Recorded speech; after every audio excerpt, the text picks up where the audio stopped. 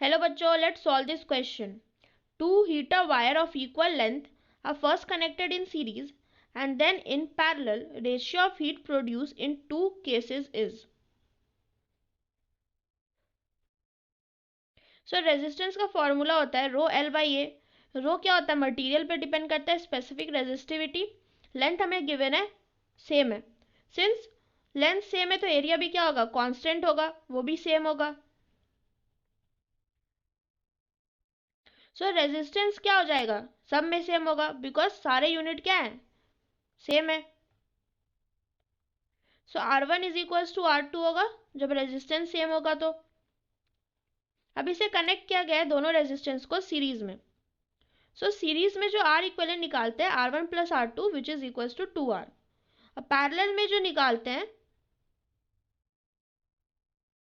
वो होगा R by 2.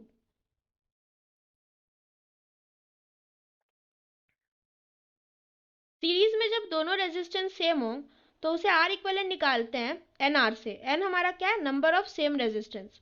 वही जब पैरेलल में सेम होंगे रेजिस्टेंस तो उसे R इक्वलेंट निकालते हैं R बाई N. N हमारा क्या है? Number of resistance. So R equivalent क्या हो गया सीरीज में? 2R. और R इक्वलेंट पैरेलल में क्या हो गया? R by 2. और हम लोग को पावर का फॉर्मूला पता है P is equals to V square by R equivalent. तो वी स्क्वायर और आर इक्वलेंट के वैल्यू पुट करेंगे विच इज 2R. तो हमें पावर इन सीरीज मिल जाएगा. वोल्टेज क्या है? ये दोनों को हम लोग सपोज V वोल्टेज प्रोवाइड करें पूरे सर्किट को. पावर पैरेलल में क्या होगा? 2V square by R because हमारा R इक्वलेंट क्या है? R बाई 2 है.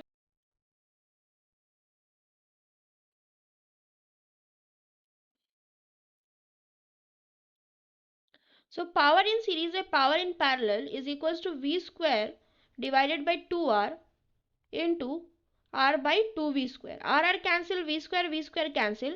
Power in series upon power in parallel क्या होगा? 1 by 4. So हमारा आंसर होगा D 1:4. अब suppose power in parallel upon power in series निकालना हो तो ये होगा 4:1. क्वेश्चन में ये क्लियर नहीं है सो ये क्या करेंगे? फर्स्ट अपॉन सेकेंड करेंगे which is series upon parallel. So हमारा आंसर डी होगा 1:4 ना कि सी होगा which is 4:1. Hope you understand the question.